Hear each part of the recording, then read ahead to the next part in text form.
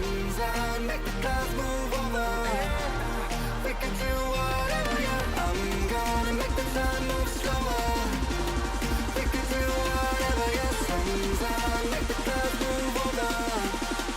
We can do whatever.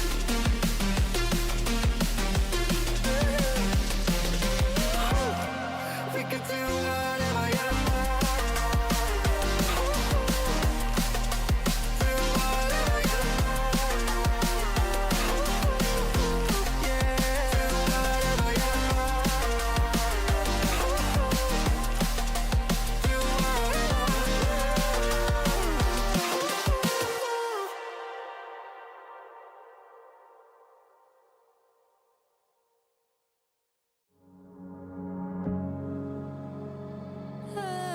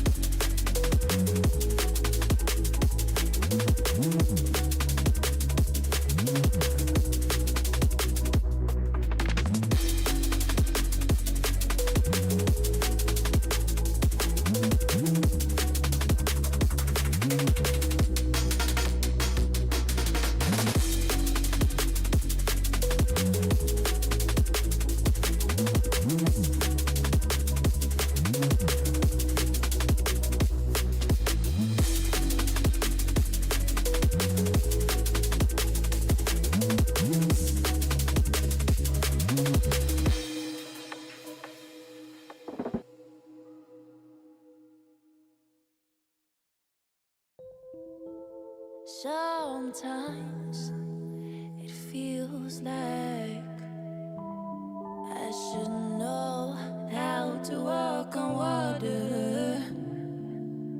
Sometimes it feels like I should know how to move the mountains.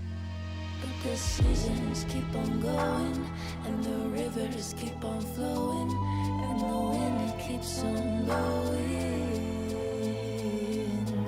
and this beat, it stays in motion, like my lyrics keep on flowing, and this rhythm keeps on going. Yeah, ain't nobody else, ain't nobody else. I keep it to myself. We don't gotta tell, no, nobody else, nobody else about you and I, yeah, you and I. Yeah, you make me feel so free. Yeah, you make me feel like me. Yeah, you make me feel so free. Yeah, you make me feel like me. Make me feel so.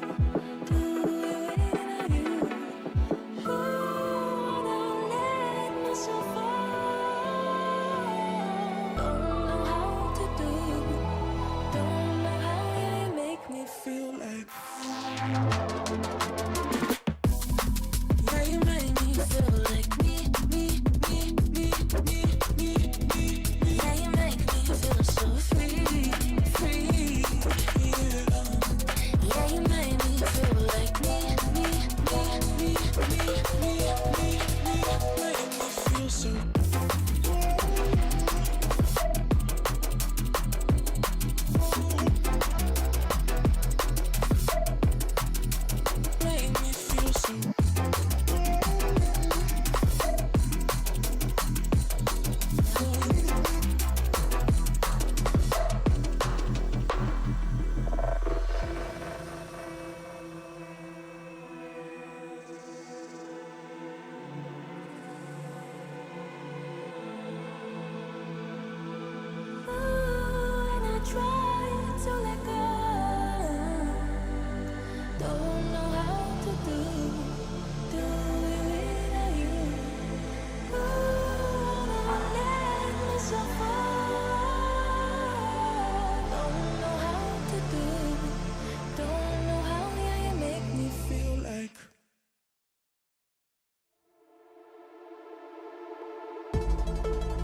Out here laying on the low, don't even worry about it. Top down, we be moving slow, don't have to talk about it. I'm on my way, so you better keep it moving. We on the chase, adrenaline in my veins, yeah. I'm coming through. I give a whiplash, and he ain't gonna bounce back. Won't get no flashbacks, and never gonna look back. Oh, I'm done with the drama. Go and get your karma. I'ma be good either way. I give a whiplash, and he ain't gonna bounce back. I give a whiplash. Won't get no flashback.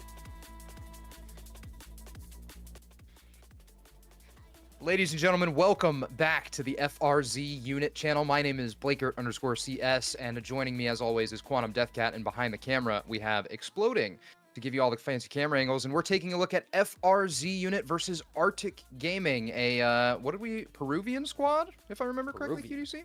Peruvian squad, indeed. They are from the South American region, but you actually gave me a little bit of lore that I did not know personally, that they have better ping to North America because of the Andes Mountains. That I Yes. did not know about, and, well, when you said that, I was like, that makes a lot more sense now that I think about it. That's why all these Colombian and Venezuelan teams are playing in North America. Makes a lot hmm more sense now. Yeah, and we had a little bit of a discussion about how that's the main reason why there's 910 East, 910 West because of the Rocky Mountains in the United States, and so a lot of that East-West ping mix-up doesn't make for the best of times for these players. But nonetheless, as we mentioned, ARTYK Gaming will be taking on FRZ Unit, and both of these teams are relatively similar in terms of their prior record. Both teams currently sit at 5-2. However, I believe ARTYK Gaming has a higher placement in the rankings purely based on round differential. And not just that, but also the kind of teams that they've won against is, I'm going to say, higher caliber than the kinds that FRZ unit have faced. So, like, our team that we played against yesterday and ourselves, we've lost a team name, but these guys have won against them. It was their first matchup of the season, and it was a victory. So that is already a bit of a difference, right? You look over at the kind of teams that they've beaten, and I would say the biggest surprise to me is the team Pokemon Go, who I'm actually surprised because last season they were 10-4 in main league, and now they're currently struggling at 3-4. So they've taken some heavy losses to teams that they probably shouldn't have lost against, or point being that the teams that they're facing off against in this season is stronger than in their 10-4 season. Could be the case. Yeah, I mean, absolutely. And, you see that sometimes with teams who have been in the main division prior and coming into the next season, there has to be some variation of competition. But in terms of the matchups that ARTYK Gaming have had in the past, you mentioned it. They've won against Team Name, who FRZ Unit weren't able to actually come out on top of. They did have a loss to Master 1, which is a Colombian stack, which, if I remember, they're actually relatively pretty well versed in terms of Counter-Strike. But in terms of FRZ Unit, we've taken some crucial victories, but I think we have also lost some as well against really sick main team and, as we mentioned, Team Name. Yeah, this is I mean, we're still on track to make playoffs, right? We need 10-4. We're currently 5-2. We're halfway there, literally. So there is no need for panic necessarily. Both these teams are on track to make it to the playoffs, and it just comes down to realistically which one of these two teams here is going to win this game. Is going to have a little bit of a harder path going into the next couple of weeks because a 5-3 team is going to get teams of that kind of caliber, while a 6-2 team is going to get a team of that caliber as well in the coming weeks. So it does come down to, do you want to strategically lose this game perhaps to get lower end teams? I wouldn't say strategically lose it. I would just more so say that you're comfortable going either way, or comfortable with whichever way this matchup does end up going. But QDC, the one thing I want to touch on is, for the past few weeks, it feels like FRZ Unit have had a little bit of individual struggles, right? We've seen them come together as a team and play off of each other really well, but whenever some of these, solo plays that are trying to maybe be highlight reels, maybe be round savers, it feels like they come short more often than not. Yeah, I mean, FRZ Unit have, I want to... do I say, yeah, they have this aura around them that it feels like they've got this just ability to go clutch in a huge moment, right? And they just tend to have this ability to clip farm somehow, right? And you can see it just by the Twitter account with how many clips they can make. All right, it's not just you and me, it's what they're doing on the server as well that's making us go crazy, because my goodness, no one does it like FRZ Unit do. And I mean, at this point here, I wouldn't be surprised if for some reason we see a 1-on-5 during this season. I just see it happening. And so, well, one thing I wanted to touch on, QDC, was more so that it feels like FRZ need to be a little bit more cohesive rather than just try to rely on these 1vx plays to really put them in winning positions. Because, I mean, we've seen it on Nuke, how FRZ are able to really coordinate together when it comes to ramp pressure, or when it even comes towards outside on the CT side. But when it comes to the T side, it feels like there's a little bit too much individualistic play from some players across the server. Maybe even to throw certain names out there, I'll say Toasty on some occasions has some great lurks, but on other times is just completely absent in late rounds. In other times, though, I think that FRZ, if they're able to continue the teamwork and the coordination, and on maps like Nuke and Overpass continue early conditioning, then they might be able to find some success. But conditioning won't be a factor in tonight's matchup because we are heading to Anubis QDC, something we haven't seen out of FRZ before. No, one is right out of the hot plate here, right out of the skillet and right into the fire. All things considered, if you guys didn't watch the legendary QDC Nuke Crash Out, you guys should go watch that. We won 13-5 and that was mad. We were dominating and I was mad, right? Because it was just individualistic. We won off of pugging, and Nuke isn't a pug map, right? If you do that on Mirage, understandable, right? Have a nice day. But Nuke isn't about that. Nuke is about teamwork. And when you've only got one player throwing the smokes and everyone else just does their own thing, it's like, what are we doing here, right? At the same time, Anubis is kind of that way too. It's not a pug-heavy map. This is you got to work around with your teammates, make sure that they've got your back, and you can't really spread yourself thin on this map either. You can't go for too many individual plays. If you're going to go for something like a baskets push or into a water push, you need to be doubled up with a teammate unless you have an op. Yeah, and I 100% agree with that. But the one thing that I will say in the counter, or in a counter to that, is that it feels like the individual plays work really well when they naturally come to people, not when they're forced. Because certain times you see, specifically on the A site, T's trying to force fights through camera towards mid when they're taking the A site, and a lot of the times it feels like that fight isn't completely necessary. And so I feel like if FRZ are able to play as a team, let the clutch moments and the individual highlights come to them rather than going and searching for some of these highlight plays, I definitely think we will see a playoff run from FRZ and some relatively strong victories. Well, FRZ unit have only themselves to blame if they lose here, because this map is a huge surprise, I think, for both the teams that are playing tonight. I don't think we expected an Anubis game.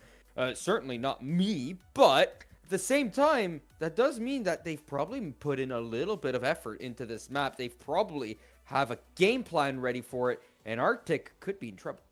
Yeah, and it's as you were mentioning, it's kind of interesting because ARTYK kind of banned themselves into this corner. It was between Mirage and Anubis, and almost to a certain point, I want to say that it feels like ARTYK Gaming just kind of picked whichever one they felt like they could do better on, or picked whichever map they felt like they could lose by a closer margin, if that makes sense. It does. All right, well, round number 1 underway here. And we get to see a wonderful game of Anubis. It's my third one of the day, as I was explaining. Gassing a lot these last couple of days here. Some days I've been casting over 8 hours per day. My throat suffering a bit, but nothing a couple lozenges won't help, and about 8 liters of water. Yeah, and one thing I want to touch on real quick before this hit goes underway is that FRZ have pushed through B main, so all the information that the A play is coming is theirs. There's a 5-man stack already on this A side. Jackro, Brox, and Toasty finding one of their own before Toasty is tickled to death. The flames are hugely available here for the side of ARTYK, but they don't do much more than 1 kill as this finds himself 2. It gets himself a little bit interesting, but the 1-on-2 will be closed out by a FRZ unit. Yeah, absolutely. And one thing we talked about before we actually went hot QDC was the kind of elo difference between FRZ and ARTYK. We see on the side of ARTYK, we have 1 player in the top 1,000 for NA Face It, and that's going to be Asis? Or is that how we're going to say it? Asis? I'll say Asis. However, the rest of the team doesn't necessarily fit the standard. IPPO is at 2,600 elo, Kevs is at 22, and iBait is at 22 as well. So, as you called it, kind of just barely hitting level 10 against 3 members, I should say, who are in the top 1,000 of North America. Yeah, and that's I think the little thing, right? If they were 2,500, right, they would just barely be out of the top 1,000, right? That's okay, right? You see a lot of that in main league, but 2,200 is actually quite surprising to see in main league.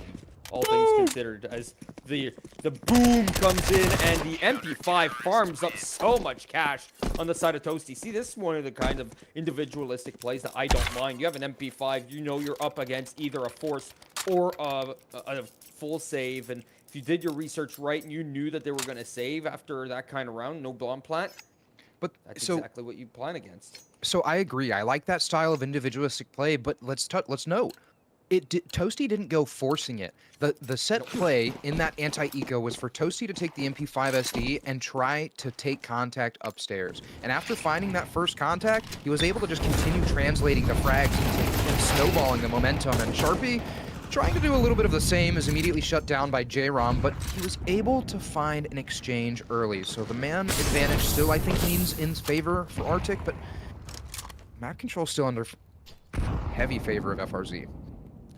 Here comes the boost down mid, and you can see all this heavy utility being spread down from the T side, which really helps them into making sure that this place is clear out. Brock's still lingering around, and Hypo gets himself in the way. His head rolling on the ground, as his grave will be as well. Rom gets in the backside, just waits for a push right into him, and I think this is the one thing that FRZ unit should wait upon. This is the kind of discipline that could get them killed out here, as Jenny stuck in water with a very low amount of bullets in that clip.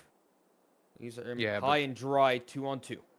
Yeah, but look at the other side of the map. Still, FRZ are a little bit cautious pushing through A main. They're still keen to think that this bomb is going to make their way through, but little do they know, Mazercod has found his way all the way through this B site, and so the bomb will have a free entrance. But at the same time, there's a free rotation all the way through canals if FRZ so choose. And the fact that this bomb isn't punched in just yet gives them every more second to creep up.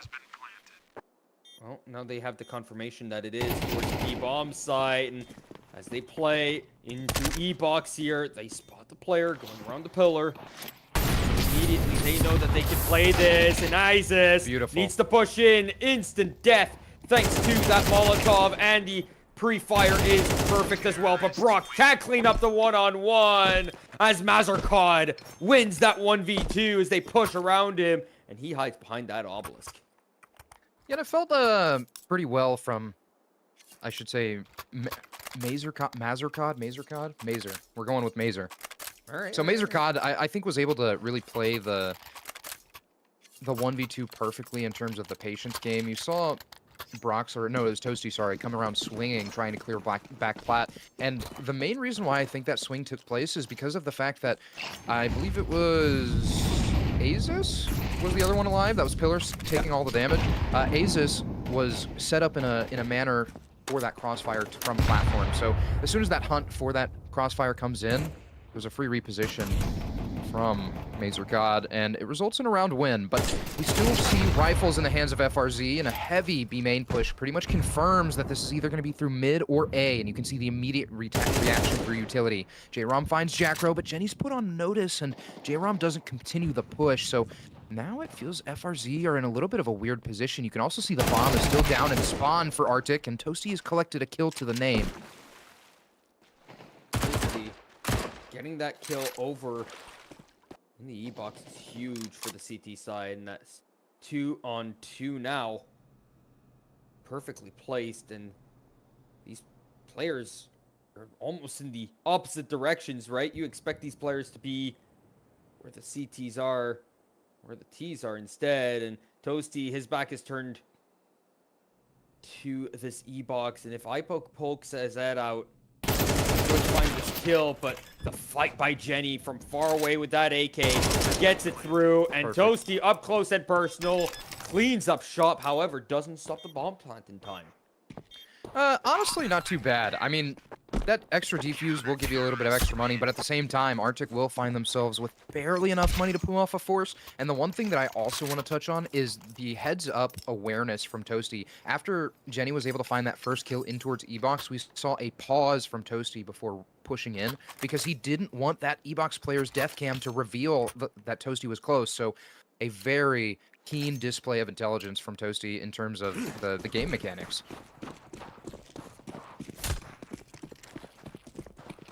good game sense all around going in for the side of both teams. And you can see for right now, right this moment, FRZ unit just hold a little bit of an advantage as Sharpie pushes up. Oh! Ships in the night. They both miss each other. And if Wait, both of them he's make running sound, behind him! oh my god. And Ipo will get the kill, but still man advantage for the side of FRZ unit. So they're up against the save, and Did Brock no. stink that? Yeah, Brock stinked J-Rom through the mid doors. IPPO is stuck on 50 HP, but has the bomb on his back, and there's an immediate rotation towards this A site. You can see Toasty is prepping this peek through canals, but just narrowly missed the timing on iBaitson. IPPO has a swag 7, but it's not going to do damn thing out towards canals. He has to wait for the support. And iBates is going to collect the kill. IPPO is close with the mag 7, but gets taken out by Brox, and the trade is there. So now down to this 1v1. It's very risky as Jenny is down to 7 HP, and there's going to be a free bomb plant. And iBateston has a mag 7 in his hand. Yeah, the thing is, though, is that with that mag 7, any bullet will literally kill Jenny, and there are 6 bullets that are gonna pop out here. Huge, but he's not looking at the play, and he gets himself absolutely domed. Oh, he got greedy, and he pays his greed in death. What the hell, QDC? What was that? Flashbang turns the back. Oh, Yeah, deserved. He knows. He knows. Deserved. He knows. Jenny. I mean, hold on. I almost wonder if Jenny was crouching and kind of tucking the head. I wonder if that is like a hidden angle. I wonder if when IPPO swung, or Bateston, sorry, swung E-Box, he didn't immediately see Jenny and went to turn back towards E-Box, and that's when Jenny peeked the head up. So maybe a little bit of hidden tech on display from FRZ, but nonetheless, a 4th round 1 and full rifles in the bag and a big boom onto Jack Rose Dome. That is a perfectly placed nade as Jenny just touches the fire, gets over information that he's over here, and he still goes in for the peak. Nade back does a great amount of damage in return, but Bateston comes in and rips Jenny's shoulders apart. That's a huge opener for the side. It's FRZ, and they're down max advantage. Are we saying a Bateston? Is that what we're going with? I thought it was iBateston. I like that though. I like a Bateston. Or however you said it. E-Bateston? Bateston? I based myself. Yeah. Turkey baster? In the word association game, as ARTYK are trying to make an entrance into this new site, Brox is put on notice, but is immediately separated from his shoulders as it's now a 2v5. There's a late lurk out towards the B site, but Jackro has to be aware of this. And I have a feeling as soon as this late lurk activates and tries to find a player on rotation, that there's going to be an immediate save. And you can even hear Jackro definitely hearing all of the footsteps towards top mid. And the save call is going to be what's called. Well, FRZ unit going to try and save these 2 M4s here. The game goes back to a 2-rounder. And ARTYK get really, really close to making things reality, as, I mean, this should be a force from the side of FRZ unit, but with that kill from Toasty, it will push some T's into this position here. If Toasty isn't ready for the players to come onto the beach, he is a dead man walking, but he still gets the kill, and he'll try to steal away an AK. Not gonna find it in time. However, that being said, being able to save is huge. Look at the kind of buy that they're going to be able to scrape together here as they force down to 0. Yeah, it'll be interesting. I'm expecting a huge priority in terms of utility from the 2 players that have upgraded pistols, but Sharpie actually has no money behind the deagle and the armor, so Jenny will be the main proprietor of the utility. You see, Toasty also has a full belt, but at the same time, it feels like you'd want a little bit more than just 2 sets of utility to be able to pull off a round victory, and also to be able to delay some of these, you know, coordinated, split aggressive pushes that ARTYK are trying to pull off. And as Mazurkad finds Sharpie's head, there's still a little bit of aggression out towards Canal. Bateston's taking a little bit of the pressure off, but look at this cheeky angle from Toasty. Here comes Toasty down mid, and all this aggression from the CT side wouldn't have been possible in the older iteration of Anubis, and this new tech is what's allowed this map to go from a 56% win percentage on the T side to a 50% win percentage on HLTV. That's how big of a difference that's made ever since the re-edition of this map. it's become a 50-50 map rather than a 56-44. That's huge. So part of me also thinks that that stat line comes from teams still trying to figure out how to work around the hole, right? Because, Mhm. especially with how the meta tends to develop in Counter-Strike, it feels like that we're in the very early stage in terms of the actual how to play the map, but Jesus is completely known about by Jackro. Jacko's placed on the angle and finds the kill. There's another player walking in towards Donut, but Jackro has his back turned. They will not be ready for this player to strike out of long, but Brock says he finds the first, will put himself on alert. IPPO finds 2 kills, and it's now down to the 2v2. Common ground, but Oh. J-Rom evens it out and puts the advantage into ARTYK's favor. A 5-7 can't do anything as IPPO shuts down the force buy from FRZ and put them onto 3. That's going to be a full save now for the side of FRZ unit. This game should be tied every day of the week, barring a crazy round that goes the way of FRZ unit some way, somehow. That really shouldn't here. Everyone should have USPs and nothing more. We see armor, is that P250 or 5.7? Yeah, Please tell me P250. that- Okay. I mean, I don't mind it. I don't mind it. P250, able to find the double dink. I mean, with the 5-7, you're going to need that either way. Molotov through the hole for ARTYK. And it feels like just a kind of a spread default, waiting for any aggressive pushes. FRZ have been known to get quite aggressive in towards B main, and you can see the volley of utility that ARTYK is trying to disperse to be able to counteract that. Here comes FRZ unit trying to defend mid. It's not going to work out for them. Pushing up into B main, and it's also not going to work out whatsoever. Mazurkod taken down to 17. He gets all the kills that he needs. Brock's going to come up in the back lines to try and find himself a couple of shots to the back, but instead, all he'll find is bullets to the face, as the game is tied at 4.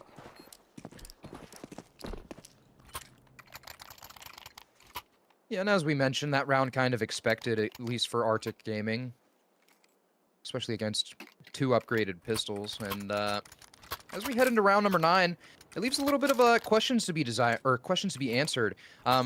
Because we've seen some frequent aggression through canals from the side of FRZ, but at the same time, we talked about how they need to be a little bit more coordinated, and I don't think we're seeing that all too much on Anubis. It feels like we're just relying heavily on individual plays, and speaking of individual plays, Jackro is shut down immediately. There's a trade from Toasty, but it felt like it was a little bit late, and as Sharpie continues the charge to establish canals control, the footsteps should be heard, and Bateston is put on notice. Mazurkod finds Toasty walking through B main, and still, minute 25, we're at a standstill where FRZ are trying to collect information, and ARTYK Gaming are coming out on top of the gunfights. Again, Greedy nearly cost him his life, and it will because the bait out in mid leaves Azus to find himself a free kill. So 1-on-3 for Brox. Try and clean things up here, but the bomb's not even going to come towards him. And this gets really rough for FRZ unit, who are very likely to lose the lead here. All things considered, this map's still T-sided. And while you say, yes, this game is very individualistic, right? We said the words individualistic early on during the cast, right when we first came into it. Thing is that there's still a bit of a team element to it, right? Because it's team aggression. Everyone's getting aggressive. Even though everyone's taking 1v1s, right? It's, all right, well, at least get a trade here, right? Because I'm going to push out. You're here to trade me out if something happens, right?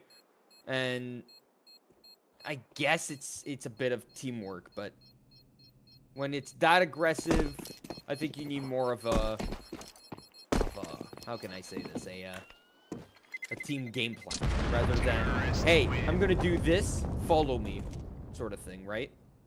Yeah, but at the same time, this isn't a map we've seen FRZ play before. I think that, plenty of these players have experience, and I think that FRZ as a roster have played it in prior seasons. But as you mentioned, with it coming back into the map pool, we've seen a hefty change in the win rates per side. And so as we talked about, I feel like there's a lot to be desired in terms of how the meta is going to unfold and how teams decide to prioritize different regions of the map, whether that's finding a main control or even taking an approach like FRZ is in this matchup and trying to prioritize taking canals. I mean, we've seen some shortcomings, at least in terms of the mid plays from FRZ, whether it's Jenny finding an early demise up towards bridge or even Jackro finding isolated duels towards stairs through the hole. But either way, FRZ can never really come out on top of any of these individualistic plays. And as we mentioned, in that first round or in the second round, when Toasty was able to run through the hole and just kind of naturally flow upstairs, find the kills that were coming to him, it felt like that kind of individual play just immediately was flowing to him. It wasn't forced.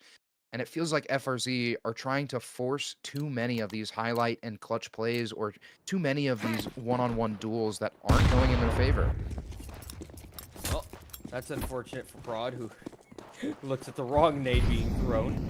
I don't know if it was looking at the wrong nade or Jackro throwing the wrong nade. I think it was It could the be, because latter. it looked lined up. It looked purposefully thrown, like it was supposed to perhaps be a smoke. It was, to be completely honest with you, QDC, that lineup is for a stairs smoke.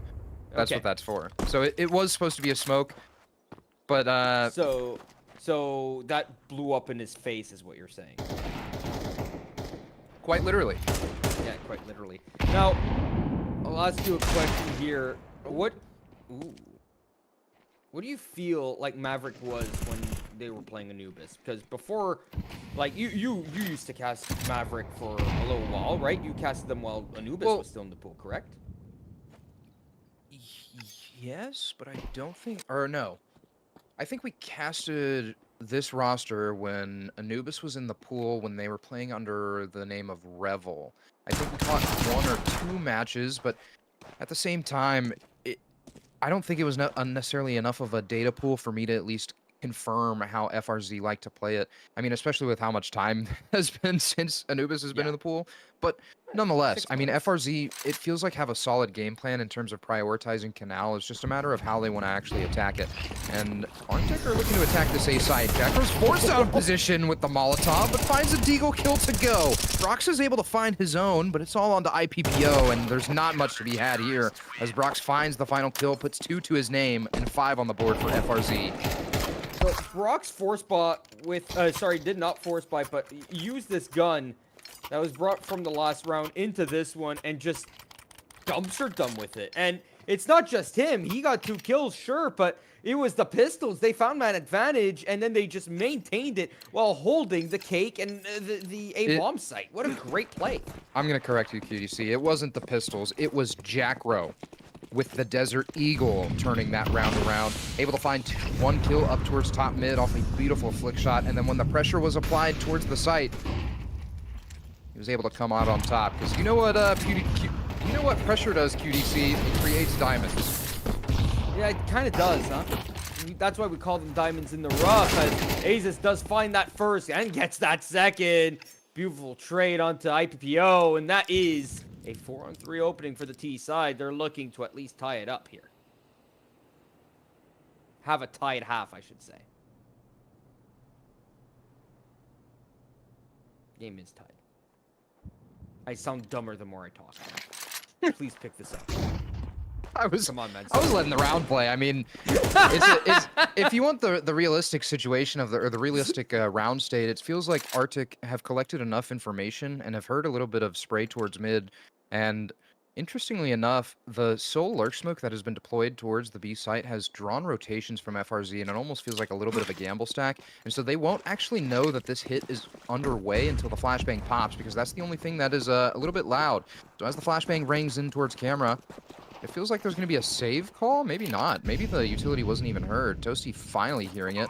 The rotation's underway. It's a 3v4. Azus is 9 HP. I feel like you should go for this if you're FRZ. If one dies here and it becomes a 4-on-2 safe, right? Because Yeah. you don't have the money to rebuy on 2 of these players. However, if you find an opening, go for it. However, the opening's not been found. It is a 2-on-4. Just go for it anyway, and they're going to lose all these guns, barring a Toasty crazy 1v3 clutch, but said he's just going to run away with the AK in tow. They're not going to be able to get a full buy, but it will be good enough to defend in the next and last round of the first half. Yeah, and as you mentioned, ARTYK able to at least guarantee a what's it called, bye going into the second half, but the money should be at least enough to scrape together a buy on FRZ's side. We see the op recovered from Toasty, so that will be placed back into Brock's hands, and rifles all the way around. Brock's going to be the only one without a defuse kit, and yeah, it's feeling good. Having that op actually really did save them, because not needing to rebuy that was huge. Finding it inside the mid, perhaps the best play, but once again, FRZ unit being extremely predictable by pushing every single round, and might cause their downfall here in this round as well, because they're completely expecting it on the set mark. Chakro getting Azus, who's been a huge pain in the ass for this entire first half, and so far that's a really good start from the side of FRZ unit. Even to 4-on-4, you take out Azus, you're quite happy. Yeah, and it's interesting because there's a hefty health disadvantage, but MazerCod's able to find one kill, can't translate it into a second, but Sharpie is still able to drop that bomb, finds 2 kills, and immediately shows shoulder towards E-Box, but that just confirms that the rest of ARTYK are trying to prioritize this B site. You can see Jackro already on the approach, but J-Rom is cautious of the angle. Jackro, I feel like, has to take this contact, but it should be Brox leading the charge, especially with the rifles not in hand, but it doesn't matter. Jackro finds his, Brox gets the trade, and it's 6-all as we head into the second half. I feel like they heard him running before they started walking again inside of the water. And instead of, I don't know, they could have rotated away, right? They could have gone towards the A-bomb site if they wanted to. Hearing that player inside of the water, just get out of V-box, have the player that's in, was it B main, just go around the world, right? You have plenty of time left in that round. Forcing it towards the B site might not have been the call there. You could have just easily vacated that bomb site just by going literally anywhere else. Yeah, I 100% agree. But as we start the second half, QDC, I'm kind of stunned. MazerCod has dual Berettas and a smoke on the A site, no armor. So if FRZ just kind of tuck tail and run towards this A site, they're going to find the dual Berettas kind of asleep at the wheel. But the priority is going to be towards mid. IPPO is taking some jiggles out towards house, but has only been spotted one time, and after the second spot, he's gonna try and evacuate, but Azus is gonna be the one to take contact. Flash over the top, doesn't find its home, but Toasty finds a little bit of damage. Brox is gonna be the one to lead the charge, but finally, the kills go into Jenny's favor, but IPPO is holding the line. He's found 3 headshots, looking for the 4th, but Sharpie doesn't even want to try. He's trying to retreat back towards Canal and give assistance to Jackro, but it feels like this round is already lost. It's a 2v4. The movements are happening for ARTYK. And Debateston. That's all on IPPO, isn't it? Who gets that triple and just stops the mid advance, I should say, in its tracks immediately off that bat. Now, Sharpie is stuck between a rock and a hard place, and he's going to take 2 fights at the exact same time. You can't do that, and that will be his downfall. ARTYK in the lead.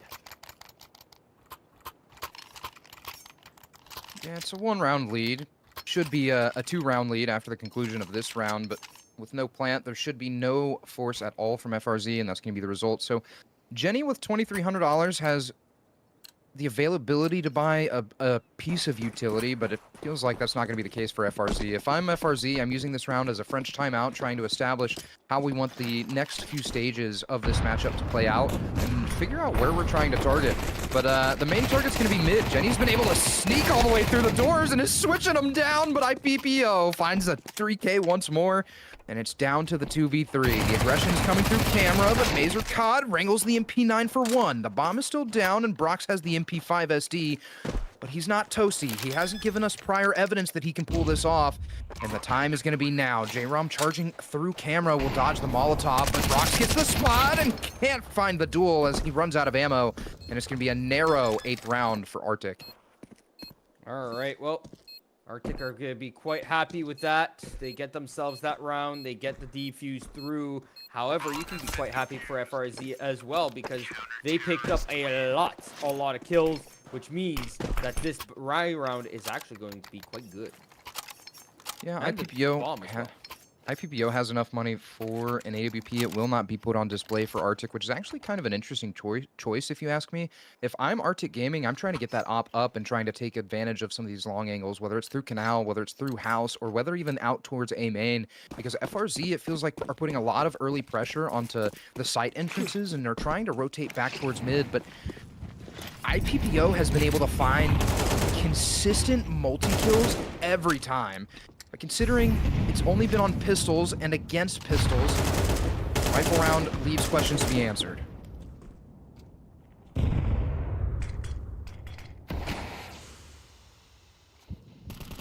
Playing very passively here on the side of ARTYK. And why would you blame them? This is the complete opposite of what the FRZ unit were doing the entire game so far. Their T side looking a little bit more. Oh, Discipline. beautiful. They're actually waiting. They're going in as a team, pushing through, but J-Rom around the obelisk takes in the pain for the side of iBaitson. He has to continue here on the side of Toasty, who continues finding more. He wants more. Brox is there to help him out. No way. Brox getting more, and he gets himself an insane round. How is that brought back from a 4-on-2? There is absolutely no way, QDC, that should be an FRZ round. I love these FRZ players to death, and I'm glad that they won the round, but that was a generational bag fumble from ARTYK Gaming. Whether it was through the peaks, I mean, we even saw iBaitson try to play the mind games in that Molotov towards dark. The Molotov forced him to play the close corner, but as his sight player towards backside was taking contact, he went through the fire and the flames and tried to get the trade, but somehow Toasty reopened the site, waited for Brox to support, and a beautiful display of coordination from FRZ. And Brox, he was the one taking the fights, right? He was pushing himself into the fights and combat opping, getting himself that round win. And FRZ unit, that's not just a, oh, well, they pushed into us, right? And we took it on. No. This was Toasty and Brox taking the round by the balls, right? And saying, no. You think this is a 2-on-4? No. We take these. Yeah, I mean, I couldn't have said it any better. And the one thing that we talk about all the time is how the battle op meta is constantly evolving in Counter-Strike, and even at the tier 1 levels, even in grassroots North American Counter-Strike, you're starting to see the prominent names come to the top. And Brox, I have been a fan of him on that big green since day one, and that is a perfect example of why you want him in control of that great investment that the AWP is. Back into the game we will go here, and ARTYK Gaming find themselves with a very low buy. Try and salvage around to make sure that FRZ unit don't tie this game up at 8.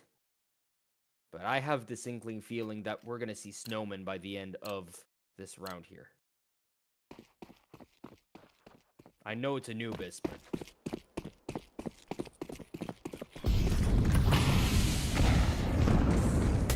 It's hot in the server as we're in Anubis, but in terms of who's playing in it, it's getting pretty cold as FRZ have found 2 kills. The trades are right back, but Jenny with the Galil is able to find 2 of his own.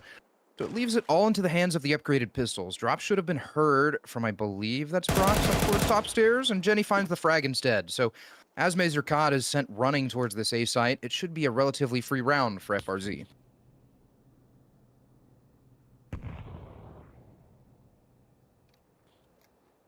Razor Cod keeping his eye towards the A-bomb site, but they haven't pushed through water just yet, so giving Mazer Cod the idea that perhaps they've gone towards the B-bomb site, and he will check down mid, and if he does so, he will find nothing. He hears all the nades and explosions coming through.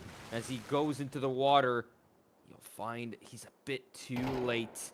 He hears all the running, he hears all the gunning, and as he heads into the baskets, will he be put into one here as Jenny looks into his general direction? Mazercod is just going to wait here for an exit. He should get this kill on Brock. Expected 1 and not 2. That is close, but Snowman, as I suspected. Yeah, and I was going to say close but no cigar, but If I remember correctly, Frosty the Snowman did not have a cigar in his mouth. So FRZ find an 8th. Full buy should be back in order. Sharpie's going to lack a little bit of utility. Jenny as well. But as the rifles get recycled around, there should be a little bit better of a buy. There it is. MP9 in J-Rom's hand. IPPO going to draw the short end of the stick with the rifles and find himself on a FAMAS. But realistically, it feels like the firepower hasn't been the shortcoming of ARTYK. It feels like a little bit of the rifle round game plan, and whether that's due to FRZ trying to slow down the pace of these rounds or even trying to pull off some of those individualistic plays, it feels like FRZ currently in the driver's seat. Or to the side of ARTYK, their more passive playstyle hasn't been working, so when they've been trying to get information and push, it's too little too late. FRZ unit have already taken up all that space, so when they try to push, they push directly into them. So you got to go for the aggression early on in the round if you want to grab any space. And, well, the side of ARTYK, they go pretty late. They just cleared out B main. That makes it a little bit harder for them to really know what's going on this early into the round. FRZ unit doesn't have man advantage just yet. Brox nearly had it. Was just plucked away. A rare missed shot of the op from Brox, some utility being let fly from Sharpie, but realistically, it feels like FRZ are just trying to bait ARTYK into making any over-aggressive pushes, and you can see after the kill happens towards A main, Jackro tries to activate and find the IPPO in the rotation, but little does IPPO know the rest of the FRZ forces are being reined in towards this A site. 3 members have already taken a hefty amount of space. Jackro is pushed up towards camera, but the bomb hasn't made its way in yet. J-Rom found Toasty on that late lurk through B main, but Brox is finally going to be the one to punch in the numbers. Aces finds 1 kill and finds a second, so this retake is slowly unfolding, and Jenny is suddenly left in the 1v4. Has 22 HP to work with, but can only find 1 kill. It's round number 9 for ARTYK. ARTYK, do not give back that lead over to FRZ unit. And that is a clean and needed precise round for the side of ARTYK. Keep themselves mentally in this as well, right? Make sure that they're playing a more disciplined game and feeling all right with it. At the same time, FRZ unit, that bomb plant, they will be able to have a partial into this one. They shouldn't force. Yeah, shouldn't force. Shouldn't force, guys. Shouldn't force. Well, I don't think QDC. they realize they only have 1900 loss bonus and not 24.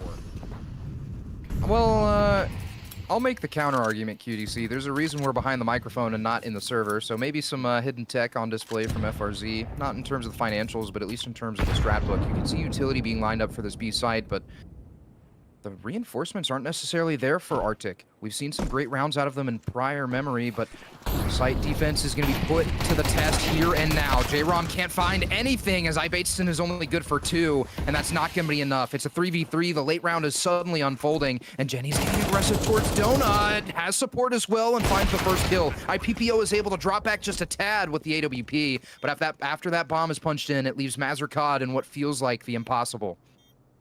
I don't think he's going to go for this whatsoever. He's up close and personal, but being smoked off, and knowing that now the guns are in the hands of FRZ unit, and knowing now where the bomb especially is planted, and that he has nothing to work with but a singular flash. The fact that he's even going for this is crazy to me. He pushes out, and adios. Yeah, as quickly as he was there, he vanishes. So, 9th round for FRZ. And QDC, we were doubting the force buy from FRZ, but as we mentioned, it's easy to go into a bomb site, running and gunning with a Tech 9 and get the opening kill. And then, once you grab all the aggro because you're running around like a maniac, just let the Galil clean up the rest of the shop, you know? I mean, as we talked about, some hidden strats from the side of FRZ. There's a reason, QDC, we do not play this game. It's a good strat. I'm not going to lie to you. It worked. It clearly worked. The game's tied at 9 because of it. I can't complain. And I can, but I can't do anything about it. The one lasting effect as well is that the economy of ARTYK is kind of thrown, or had a wrench thrown in it. You can see Mazurkad with that MP9 is going to force all the way down to $400, but Across the rest of the roster, Baston has $1,800 and a 5.7 to his name. IPPO is buying a FAMAS and immediately sells it back. So 2 SMGs and upgraded pistols is going to be all that ARTYK have to work with. And in round number 19, there's a MAC-10 in Sharpie's hands, and I feel like he's going to go flying with it. Sharpie, we've been saying his name a lot, but his name's not been coming up in the kill feed as a killer. Finally, there he is, and there he goes. That A bomb site completely open for business. And what do you do if you're the side of ARTYK? Well, especially when Brox gets that kill onto Asus, that should just yell save with this MP5. I try to go for something, anything, but as all the rest of the teammates go down. I mean, I don't. One, no no extra $300. I don't agree with the Save. the save there. Yeah, I mean, I think that ARTYK Gaming, at least in their position, think about it. They had it was kind of a scrapped together force buy to even out the economy, right? So JROM, Mazrakad had SMGs. Now they're able to rebuy those SMGs, but the rest of the team still has rifles and plenty of utility to make a defense. But the one key note I'm going to make here, QDC, is that none of ARTYK Gaming have a defuse kit. So if this post plant goes long enough, then there will be no chance for them to secure this round.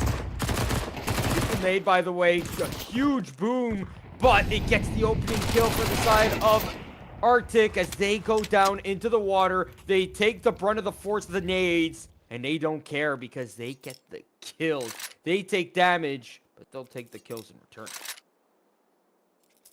Yeah, and that's that exact mission that I feel like ARTYK were trying to pull off with those 2 SMGs. And I would say mission successful. Mazrakad's able to recover an AK-47, JROM not much else, but either way, man advantage and map control secured, so FRZ have to spend at least a little bit of time trying to re-clear out towards canals.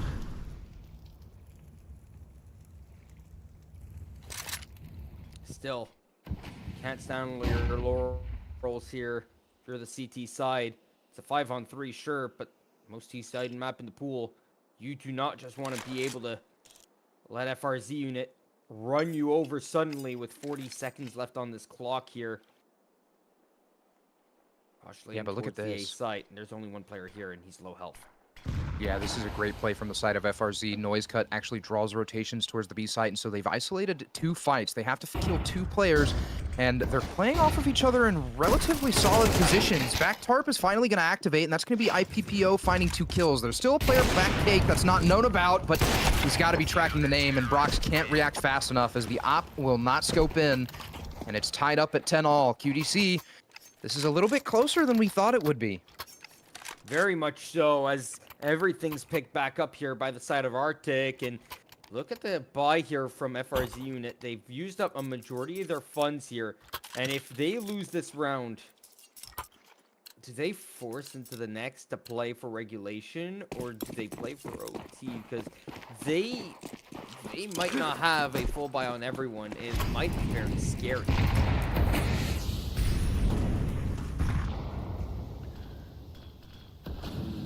We'll cross that bridge if we get there. That's an if they lose situation.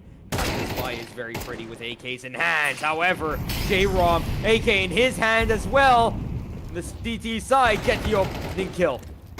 Oh my lord, IPPO dropped down 16 HP off the back of a narrowly missed shot from Brox, but Jack was able to recover the pieces. AWP from Asus is still posted, but he finds a great pick before the smoke blooms. Jacro's left on his lonesome trying to charge into this A site, and with bomb on his back, it feels really difficult, and Mazrakad is just going to cement an 11th for ARTYK.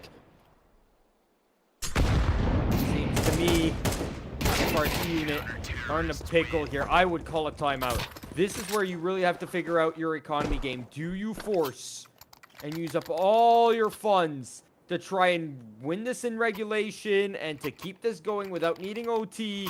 Or do you play for OT and have a better buy going into it to really protect it? Because look at this kind of buy here. You've only got 2 AKs. You don't even have full rifles going into this. You don't even have full utility. Ugh, it's not pretty.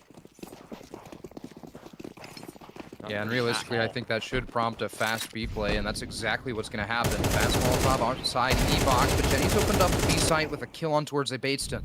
I don't think that FRZ are aware, though, that ARTYK have been starting 3 towards B, so if they go carelessly charging into this site, they might be stonewalled. You can see an immediate evacuation from FRZ trying to play their cards right.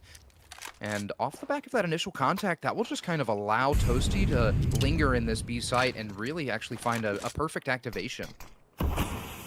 Oh, they just gave him... They just set the stage for him.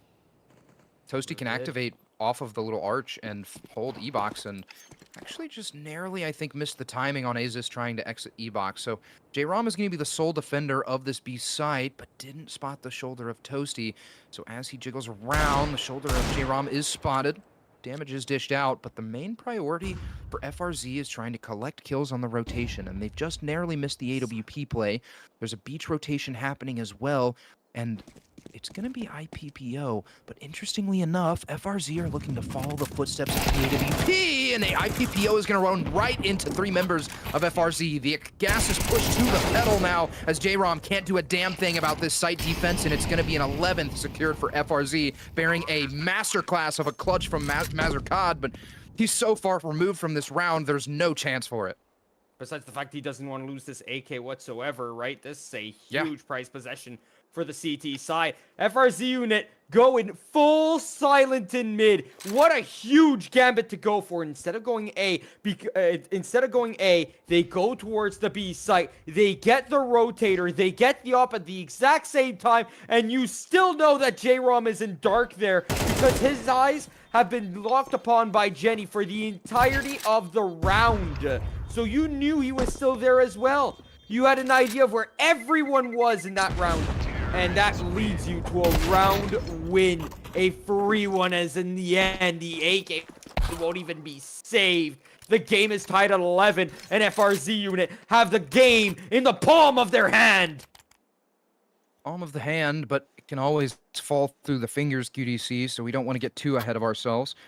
And as round 23 is on the horizon, it's going to be a relatively full buy from ARTYK Gaming. 1 defuse kit on the belt of J-Rom, but not much else. We can even see J-Rom is on an upgraded pistol, so if he gets too aggressive or too silly outside one of these angles, then that defuse kit might be out of the round for ARTYK.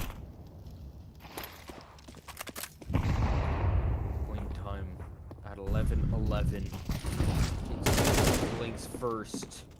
That really will be the dealing blow here, because whoever loses this round is in economic trouble, no matter what. So we come to this crossroad. Round number 23, a pivotal round nonetheless, no matter what game you're playing, but in this situation, it gets so difficult as, well, looks like Sharpie's the one to blink first. He's been blinking first a lot in this game. Only 7 and 18.